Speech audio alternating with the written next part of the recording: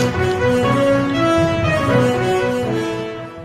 दर्शकों, मैं आस्था Tiwari new rising India के साथ एक बार फिर मौजूद हूँ। सबसे पहले आज का विषय शुरू करने से पहले मेरा प्रश्न आज यहाँ सभी व्यक्ति से है कि आज जिस तरह से हमारे देश में साइबर क्राइम को बढ़ावा मिल रहा है, इसका जिम्मेदार कौन है?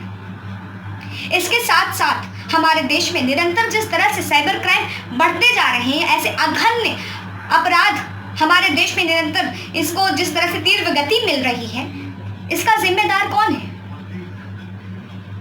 मुझे तो अफसोस होता है कि आने वाले समय में जिन बच्चों के हाथों में या यूं कहूं कंधों पे हमारे देश का भविष्य टिका हुआ है, वहां पर इस तरह से जब साइबर क्राइम जैसे अपराध होते हैं और जब ये पता चलता है कि ये 34-35 उम्र वाले व्यक्ति नहीं बल्कि किशोरावस्था के बच्चों द्वारा भी किए जाते हैं, तो अफसोस होता है कि आज जहां हम अपने भारत की एक अलग छवि बनाने का प्रयास कर रहे हैं, वहां पर आने वाले समय में हमारे देश की छवि क्या होने वाली है?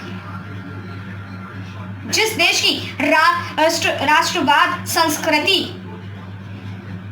सभी पूरी दुनिया से अलग है, लोग यहाँ की संस्कृति को अपनाना चाहते हैं, लेकिन वहीं पर हम ऐसी छवि आने वाले भविष्य में दिखाएंगे और सिखाएंगे पूरे विश्व को कि किस तरह से साइबर क्राइम किया जाता है, किस तरह से लोगों का मर्डर किया जाता है, किस तरह से प्लानिंग की जाती है। आखिरकार हम यही छवि तो दिखाना चाह रहे हैं। जिस तरह से हमारे निरंतर देश में किशोरावस्था के बच्चे इस तरह का अपराध कर रहे हैं।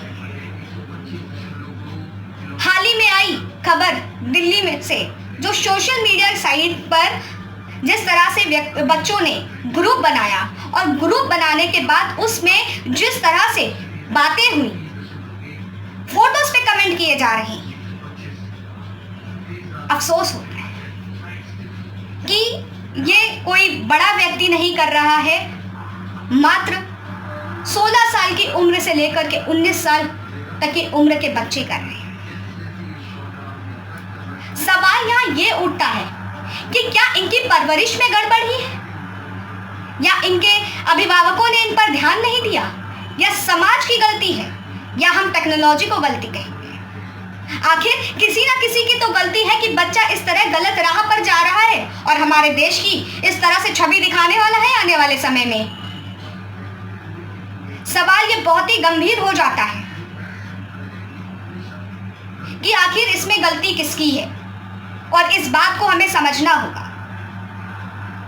मैंने पहले भी अपने चैनल के माध्यम से आप सभी तक इस बात को पहुंचाया था कि हम अपने देश में कानून ले आएं, कुछ भी कर लें। हैदराबाद में जिस तरह से लोगों वहां पर जब एक केस आया सामने, तो जिस तरह से उनको दंडित किया गया, तब भी मैंने बोला था अपने चैनल के माध्यम से आप सभी को बताने की कोशिश की थी कि क्या इससे सब कुछ ठीक हो जाएगा, क्या हमारे देश के लोगों में, हमारे देश के लोगों की सोच बदलेगी। लेकिन नहीं, यहाँ सोच नहीं बदल रही है, बल्कि किशोरावस्था से ही चालू हो रहा है।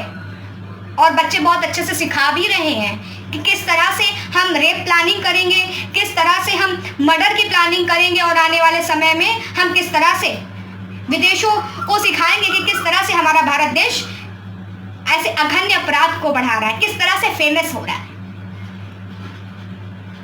जिस संस्कृति में, हमारे देश की संस्कृति में नारी को पूज्य समझा जाता है, नारी की पूजा की जाती है, वहां पर आज एक तरफ जहां नारी इतनी तरक्की कर रही है, नारी अपने आप को बता रही है कि हम किसी से कम नहीं हैं, हम सब कुछ कर सकते हैं, वहीं पर दूसरी छवि ये आती है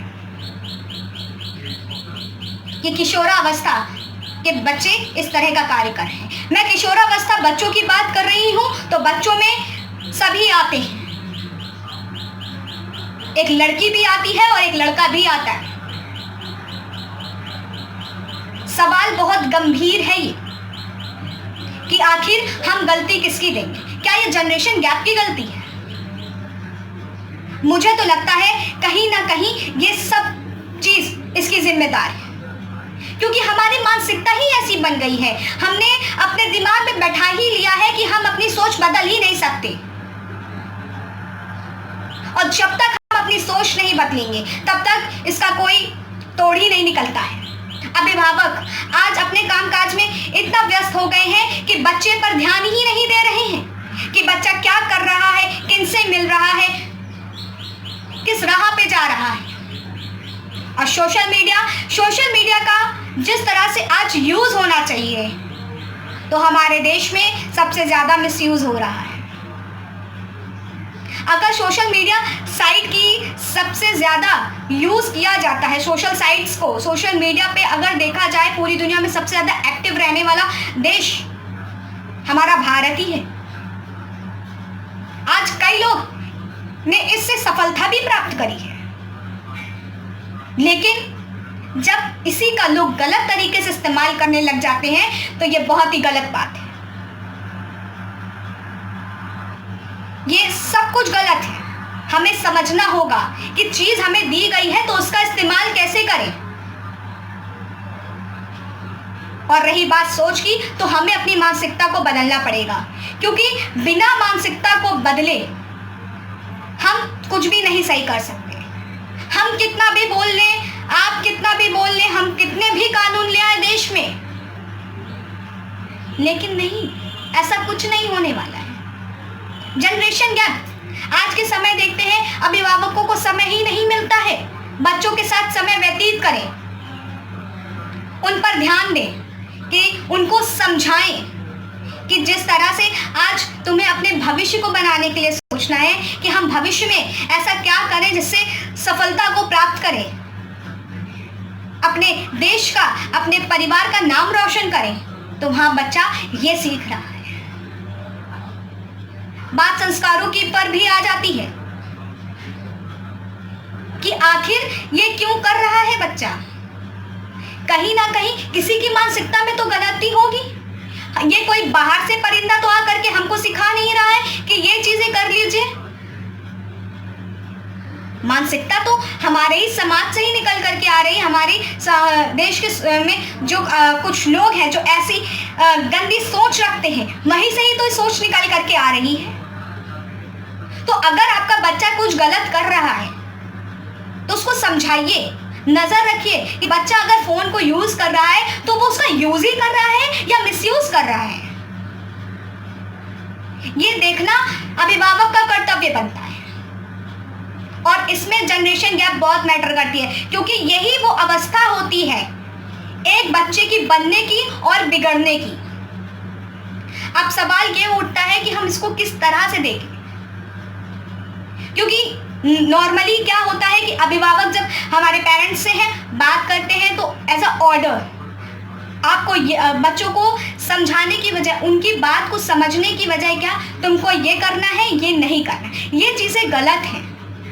आपको समझना होगा और समझाना होगा कि बच्चा क्या कह रहा है, क्योंकि ये वो समय होता है जब बच्चा अपनों से ज़्यादा बाहरी व्यक्तियों के लोगों से ज़्यादा आकर्षित होता है। उसको उसकी ही बातें बहुत अच्छी लगती हैं, तो वहीं से गलतियां शुरू होती हैं। आपको अपने बच्चे को समझना होगा, समझाना होगा, कम्युनिकेट करना होगा। और जिस तरह से हमारे देश में लॉकडाउन की स्थिति बनी हुई है, ये मौका आप सबके पास बहुत बेहतरीन है, अभिभावकों के पास खास करके, कि आप अपने बच्चों के साथ टाइम स्पेंड करिए, उनको समझने की कोशिश करिए और समझाइए क्या गलत है क्या सही है। क्योंकि व्यक्ति, बच्चा, कोई भी इंसान तभी गलत करता है जब उसको इस चीज़ का आभास ही ना हो। क्राइम को बढ़ावा क्यों मिलता है? जब बच्चा नैतिकता से दूर होने लगा, मोरल एजुकेशन से दूर होता चला जा रहा है। और अगर मोरल एजुकेशन, नैतिकता का ज्ञान उनमें लाना है तो उसके लिए समाज, परिवार, अभिभावक का ये नैतिक धर्म बनता है कि उन बच्चों में नैतिकता को विकसित करें, क्योंकि यही तीन वो साधन है जो नैतिकता को किसी भी व्यक्ति में, बच्चे में ला सकते हैं, सोच को बदल सकते हैं। तो उसके लिए इन तीनों का जिस तरह से नैतिक धर्म बनता है, उनको इसका पूर्ण सहयोग देना चाहिए। होगा और ये तभी रुक सकता है जब देश के लोगों की सोच मानसिकता बदलेगी। अगर मेरी बात सही है तो इस मैसेज को जितना हो सके उतना आगे बढ़ाएं। नमस्कार।